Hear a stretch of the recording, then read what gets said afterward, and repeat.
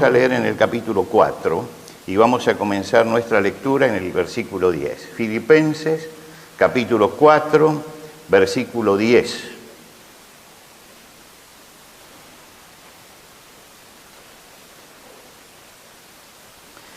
Dice el apóstol Pablo así: en gran manera me gocé en el Señor de que ya al fin habéis revivido vuestro cuidado de mí, de lo cual también estabais solícitos, pero os faltaba oportunidad.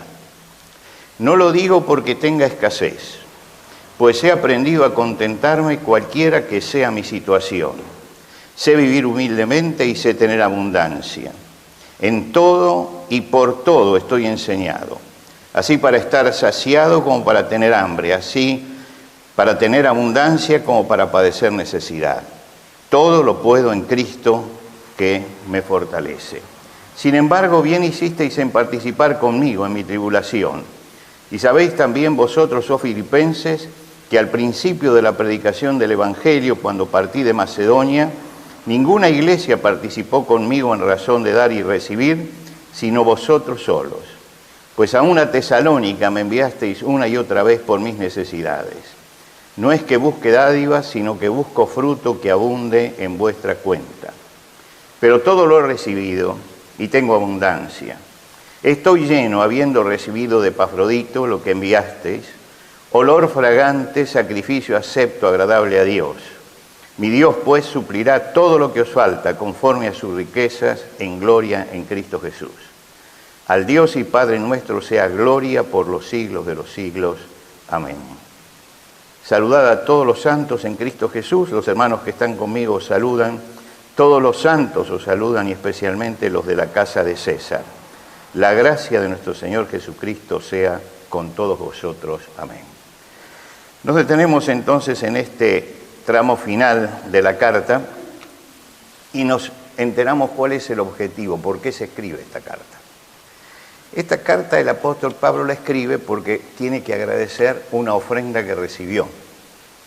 Y entonces él escribe porque aprovecha el momento que está relacionándose con la iglesia para enseñar una cantidad de cosas, y en la parte final entonces nos dice, y de ahí vemos que la manda porque está agradeciendo que la iglesia en Filipos, que tenía el deseo de ayudarlo, pero no tenía, como dice él, no tenía oportunidad, pudo hacer llegar la ofrenda. Tenemos que pensar que no era un mundo de transferencias bancarias el del Imperio Romano.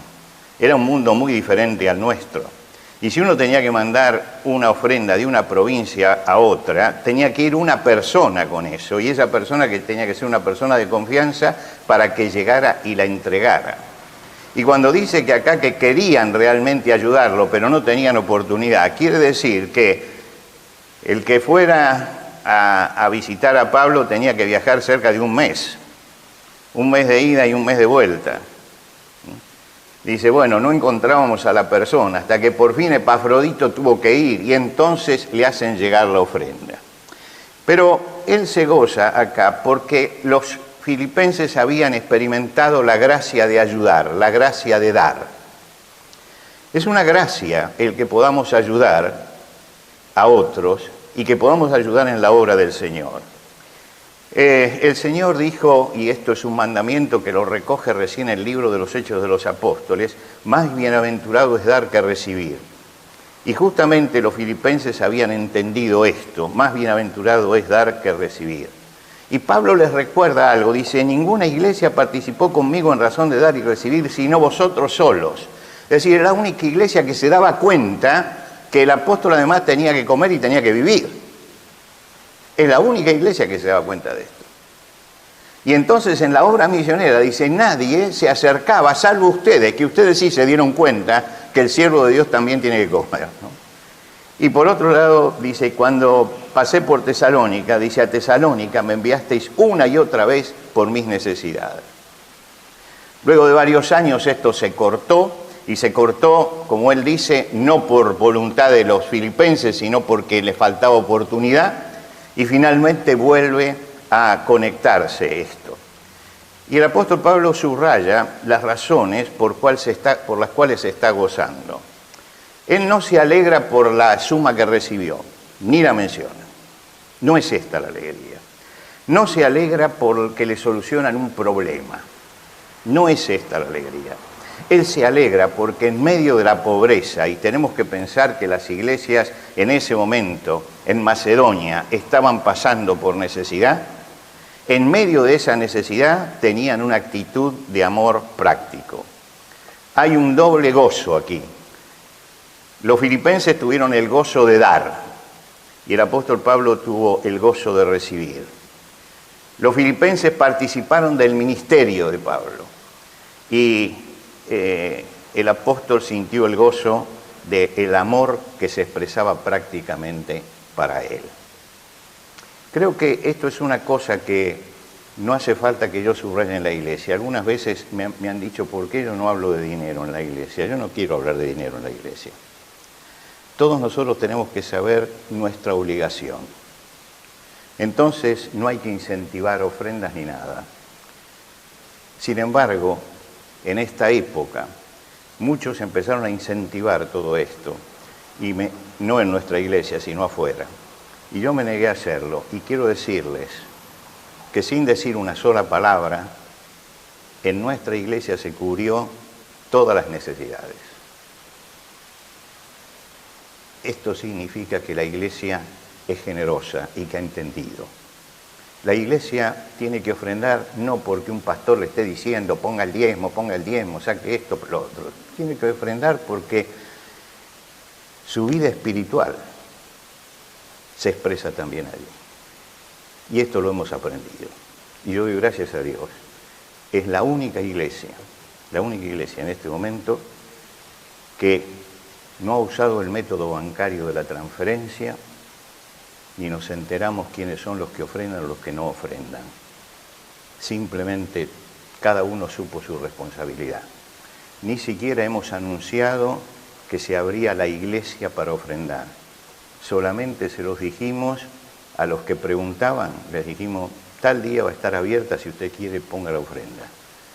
Y a pesar de eso, de esa reticencia en hablar de todo esto, pudimos cubrir todas las necesidades de Laguna Yacaré y todas las necesidades también de la iglesia. Y esto es para dar gracias a Dios. Mientras que yo leía este pasaje, decía, me acordaba aquel texto de Isaías. Isaías dice, el generoso piensa siempre en ser generoso y por su generosidad será exaltado. Y pensé que esta mañana tenía que decir esto aquí. Y no me van a oír hablar nunca más de dinero, ¿no? Es uno de los temas que no me gusta tratar, pero creo que tenemos, por lo menos yo me siento feliz de estar en una iglesia que atiende a las necesidades y que se da cuenta de las cosas sin que nadie se lo diga. Ahora, el apóstol Pablo, como habló acá de bienes materiales, aprovecha la oportunidad para hablar él acerca de cómo tiene que el cristiano manejar sus bienes materiales. Y es notable que dice, yo he aprendido, estoy enseñado. Lo que quiere decir que el manejar los bienes materiales es un aprendizaje. Hay que aprender. Él mismo nos está diciendo, yo he aprendido, yo he sido enseñado. Es decir, que no es algo que viene con él, es algo que se va aprendiendo en la vida. Y yo creo que el aprendizaje tiene varias etapas, pero lo primero que uno tiene que mirar es cómo entendemos la vida. Un famoso escritor polaco, Joseph Conrad, tenía 12 años y vio como el gobierno zarista lo tomaba a su padre, que era un contestatario, y le hacía quemar todos sus escritos, todos sus manuscritos. Y eso lo impresionó profundamente porque lo vio a su padre derrotado. Era un pensador y después de haber pensado y escrito todo, llega a la policía y le dice, usted quema todo eso. Y lo tuvo que quemar. Y vio que su padre se vio derrotado y al poco tiempo murió. Y él, impresionado por esto, se hizo marinero. Y escribió una frase sobre esto que tiene que ver con este hecho y tiene que ver con toda su vida. Él dice, nacer es caer en el mar de la vida. Ahora fíjense lo que dice esta frase. Nacer es caer en el mar. Y cuando hablamos del mar estamos hablando de turbulencia, de movimiento. Es decir, caemos en un lugar donde las cosas cambian. Si usted mira a los que practican surf, que toman la tabla y se ponen a manejarse con medio de las olas, una forma tienen que manejar la tabla cuando el mar está calmo, porque se desliza con facilidad. Y otra cosa cuando hay tormenta, donde es difícil controlarlo. Y allí se muestra la destreza del que maneja esto. Y lo mismo sucede con el barco, ¿no? Una cosa es el mar calmo y otra cosa es el mar violento. Ahora, el hombre cuando nace es puesto en el mar de la vida. Y el mar de la vida tiene momentos de calma y tiene momentos de turbulencia. Y uno tiene que aprender a manejarse con esto. Y esto es el aprendizaje del que habla Pablo. Tenemos que aprender a manejarnos con los vaivenes de la sociedad y con los vaivenes de la vida. Tenemos que aprender varias cosas. Y él dice, lo primero que uno tiene que aprender es contentamiento. Contentamiento. No lo digo porque tenga escasez, pues he aprendido. Fíjese, esto no vino conmigo, esto lo tuve que aprender. He aprendido a contentarme cualquiera sea nuestra situación. Nosotros muchas veces somos felices cuando tenemos abundancia, cuando todas las cosas van bien. Entonces estamos contentos y nos sentimos satisfechos.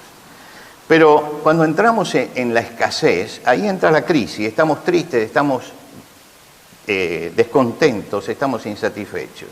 El apóstol dice, he aprendido a contentarme, a estar contento cualquiera sea mi necesidad.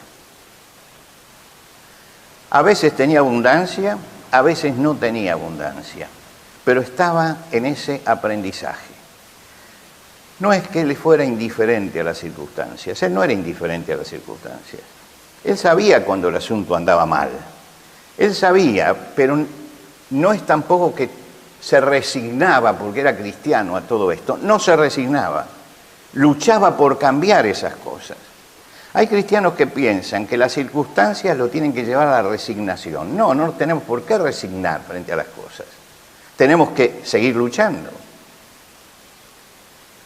Pero no tenemos que entrar en crisis. No tiene que afectar nuestro ánimo esto. Tenemos que mantener nuestra firmeza espiritual. Tengo que ser yo dueño de la situación. Y esto es muy importante. Cuando se habla del Espíritu Santo, se dice que Dios nos dio un espíritu de dominio propio. Dominio propio. Y el dominio propio es lo que nos lleva a, sea cual sea la situación, yo aprendo a ser dueño de sí mismo. Soy yo el que manejo. Soy yo el que manejo la situación. No es la situación la que me maneja a mí. Y esto es algo que se ve en la vida del apóstol Pablo. Ustedes recuerdan que justamente cuando fue a Filipos, cuando llegó a Filipos, era el primer lugar que tocaba en Europa. Lugar desconocido, el Espíritu Santo lo había llevado allí, no lo dejó hacer lo que él quería, sino que lo mandó a ese lugar. Y cuando llegó a Filipos, tiene problemas. Ustedes lo pueden leer esto en el libro de los Hechos de los Apóstoles, el capítulo 16. Tiene problemas y llega un momento en que los enemigos lo meten en la cárcel, lo azotan, lo meten en el cepo y está allí en el cepo. Las circunstancias eran totalmente negativas. Habían llegado con un mensaje de paz y les habían contestado con violencia, con cárcel, con cepo, con máxima seguridad. Dicen, lo pusieron en la cárcel de más adentro. La cárcel de más adentro quiere decir la cárcel de máxima seguridad. Lo llevaron hasta allí. Ahora, en aquel lugar, Pablo y Silas, porque iba con su compañero Silas, puesto en el cepo, dice que a medianoche Pablo y Silas oraban y cantaban himnos a Dios mientras los presos los escuchaban. Ahora, este es un tremendo testimonio, porque ellos que habían sido azotados, golpeados injustamente, estaban allí y eran dueños de la situación. No les habían quitado el gozo del Señor. Y esa noche ellos cantaban y dice, los presos los oían. Eso de que los presos los oían quiere decir que estaban asombrados. ¿Qué le pasa a estos tipos que los metieron en el cepo, los azotaron y siguen alabando a Dios? Ellos eran dueños de la situación. Ahora, al otro día, cuando vinieron para liberarlos, Entonces, Pablo saca todos sus argumentos y empieza a defenderse. Y dice, no, ustedes nos azotaron siendo ciudadanos romanos y ahora nos dicen que nos vayamos. No, que vengan los mismos que nos condenaron a sacarnos. Fíjense, él se reivindica. Se da cuenta de que ha sido humillado. Y entonces no se resigna a esto. No dice, gracias Señor porque me liberaron. Dice, vamos a poner las cosas en claro. Acá se ha cometido una injusticia. Están estas dos facetas en la vida de él. Por un lado, la situación no me hunde, pero por el otro lado tengo lucidez como para entender qué es lo que pasa y como para luchar para revertir la situación. Y esto, Pablo dice, en esto he sido enseñado. Enseñado en manejar estas dos actitudes con criterio y con dominio propio. El Espíritu Santo nos da dominio propio como para que nosotros podamos ser dueños de las situaciones y podamos, aún en los momentos más difíciles, contentarnos. He sabido contentarme, estar contento a pesar de esto. Lo segundo que tenemos que aprender es adaptación. Dice, sé vivir humildemente y sé tener abundancia. En todo y por todo estoy enseñado, así para estar saciado como para tener hambre, así para tener abundancia como para padecer necesidad. Es un doble aprendizaje, aprender a tener necesidad. Cuando tenemos necesidad de algo, esa necesidad produce también cosas en nosotros, produce reacciones en nosotros. Y cuando tenemos necesidad podemos caer fácilmente en la depresión, en la angustia o en el desborde. Salomón dice, cuando te vaya bien, y lo dice en el libro de Eclesiastés, disfruta ese bienestar. Lo estoy leyendo en la versión popular. Pero cuando te vaya mal, ponte a pensar que lo uno y lo otro son cosas de Dios y que el hombre nunca sabe lo que ha de traerle el futuro. Dice, mire, no deprimirse, no angustiarse, no desbordar. Hay que aprender esto en los momentos de necesidad. Si la vida es un mar que sube y baja también en lo económico, nosotros vivimos en un lugar especial de ese mar, que es la República Argentina, donde todo esto está siempre así. A veces escucho a los jovencitos decir, bueno, pero ¿qué va a pasar? Yo digo, no va a pasar nada, porque lo venimos viviendo de hace 70 años esto. Desde que tenemos uso de razón es así. Y tenemos que acostumbrarnos a tener necesidad y a no ser agobiados por la necesidad. No deprimirnos, ni angustiarnos, ni desbordarnos. Es la parte que nos toca y tenemos que afrontarla como creyentes. Pero además tenemos que aprender, y esto también dice eso, lo he aprendido, a tener abundancia. Porque no solamente hay que aprender a tener necesidad, sino también a manejar cuando hay tiempo de abundancia. No todos saben manejarse en la abundancia. Muchos en la abundancia derrochan, malgastan, porque total nos va bien. Y después se lamentan por lo que no hicieron. La abundancia es más peligrosa que la necesidad. Es más peligrosa. Porque puede llevarnos a un estado de euforia que nos hace perder el sentido de lo que son las cosas. Recuerden ustedes el joven rico que se acercó a Jesús. El materialismo y las ganas de seguir gozando de su riqueza impidió que él pudiera recibir la bendición del Señor. Y muchas veces el materialismo y la abundancia de riqueza lleva a la persona a alejarse del Señor. Tenemos que tener cuidado con esto. Hay que saber tener necesidad y hay que saber tener abundancia. El apóstol Pablo dice, yo estoy preparado para todo. Sé tener necesidad y sé tener abundancia. Algunos que estudian economía han hecho maravillosos estudios sobre el Antiguo Testamento y sobre la economía del Antiguo Testamento. Y encuentran que en el Antiguo Testamento están todos los fenómenos económicos que vivimos hoy. Por ejemplo, la inflación. La inflación aparece en la palabra de Dios, aparece en la Biblia. Ahora, interesante que La primera norma que aparece en la economía, en la gran economía, en la economía de una nación, la primera norma aparece en el libro de Génesis. Y la primera norma la pone José en Egipto. Dice, mire, vamos a tener años de vacas gordas y de vacas flacas. Cuando tengamos las vacas gordas hay que guardar porque van a venir las vacas flacas. Esta es la primera gran lección de la economía, la primera gran lección. Yo miro un poco la historia argentina y digo, nunca hemos entendido esto, que en los tiempos de vacas gordas no es cuestión de hacer una fiesta, sino es cuestión de prepararse porque después van a venir las vacas flacas. Y esto lo enseña la palabra de Dios en el primer libro de la Biblia, que una nación, cuando tiene abundancia, tiene que prepararse para la adversidad y tiene que guardar y buscar recursos, porque eso no va a durar, no es cuestión de malgastar. Salomón hace una oración en el libro de Proverbios, o recoge más bien una oración en el libro de Proverbios, que es una oración interesante por lo que nos dice a nosotros. No me des pobreza ni riqueza, pide en su oración.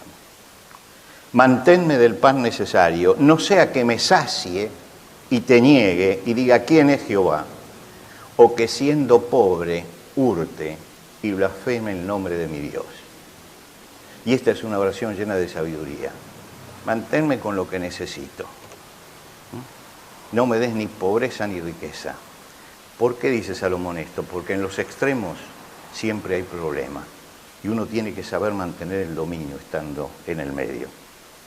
Y la tercera cosa que hay que aprender es la fortaleza. Pablo dice, todo lo puedo en Cristo que me fortalece. Ahora, nosotros acostumbramos a agarrar una tijera y cortamos esto, ¿no? Y hacemos un cartel que dice, todo lo puedo en Cristo que me fortalece. Y empezamos a sacar conclusiones de este versículo que no están en el versículo. Este versículo está relacionado con lo anterior. Todo lo puedo en Cristo. Puedo pasar necesidad y puedo pasar hambre en Cristo. No es la concesión del poder de Superman al cristiano.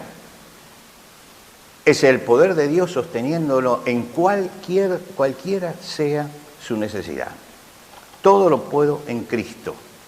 La vida cristiana, dice, depende del Señor. Y puedo pasar necesidad porque tengo al Señor conmigo. Y puedo tener abundancia porque tengo al Señor conmigo. Es decir, esa relación, esa vinculación permanente con el Señor, hace esa vida cristiana dependiendo del Señor, hace que el cristiano tenga siempre la fortaleza que necesite. Fortaleza para soportar los tiempos de necesidad y fortaleza para manejarse con prudencia en los tiempos de abundancia. Todo lo puedo en Cristo. Pero ese versículo está relacionado con lo anterior. No está aislado en la palabra de Dios. No es para hacer un cartelito y ponerlo y empezar a sacar conclusiones equivocadas. Hubo un grupo de gente que quería irse a Estados Unidos a una gran convención de cristianos, pero no tenía el dinero. Y se fueron al aeropuerto y se instalaron en el aeropuerto con todo el bagaje, porque todo lo puedo en Cristo. Y ahora el Señor nos va a arrebatar y vamos a aparecer en la convención.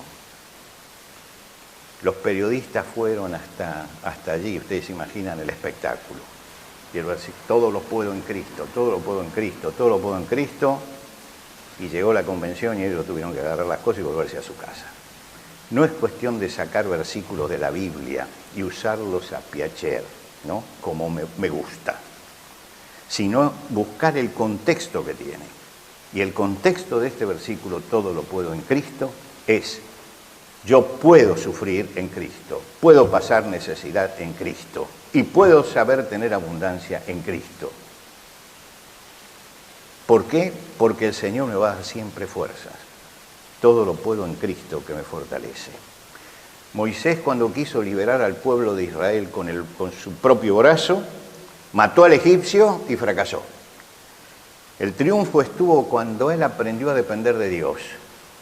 Hasta tal punto que en un momento le dice a Dios en oración: Señor, si tu presencia no ha de ir conmigo, no me saques de aquí. Esto habla de la dependencia y la necesidad. Si tu presencia no ha de venir conmigo, no me saques de aquí. El Señor no nos da siempre abundancia. Nos da fortaleza para vivir con mesura en la abundancia y con dignidad en la necesidad. Esa es la fortaleza. Mesura en la abundancia y dignidad en la necesidad. Pablo nos da una lección práctica sobre el manejo de los bienes materiales. Gracias a Dios que los filipenses le mandaron la ofrenda y que motivó esta carta, porque hay toda una lección de vida en lo que el apóstol Pablo está diciendo. Y la promesa final: mi Dios pues suplirá todo lo que os falta conforme a sus riquezas en gloria en Cristo Jesús. Hermanos, hay cosas que deseamos y hay cosas que necesitamos. Dios tal vez no nos dé lo que deseamos, pero siempre nos va a dar lo que necesitamos. David dice: joven fui, y he envejecido. Y no he visto a un justo desamparado, ni a su descendencia que mendigue pan.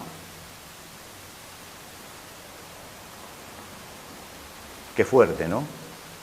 Dice: tengo toda una vida hecha y no he visto a nadie que tratara de ser fiel al Señor, y ahí está la palabra justo,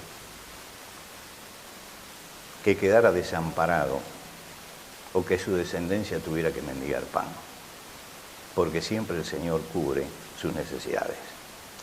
Llegamos al final de la carta. La carta de los Filipenses es una campanada gloriosa de gozo, que nos enseña un montón de cosas y que nos dice que podemos gozarnos en el Señor a pesar de las circunstancias, que podemos confiar en el Señor en todo tiempo y en toda circunstancia, que podemos mantenernos firmes a pesar de las adversidades. Todo eso está en esta carta.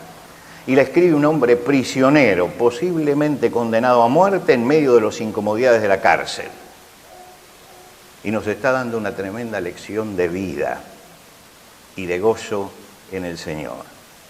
En medio de la adversidad Él nos convoca al gozo. Regocijaos en el Señor siempre. Otra vez os digo, regocijaos. Mis hermanos, haciendo un balance rápido, podemos mirar el pasado.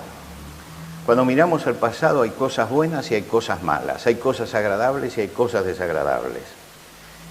Pero sabemos que a los que a Dios aman, todas las cosas les ayudan a bien. Podemos mirar el presente y podemos decir en el presente: hasta aquí nos ayudó el Señor. Y podemos mirar el futuro y diremos: el que comenzó en nosotros la buena obra, la va a terminar hasta el día de Jesucristo.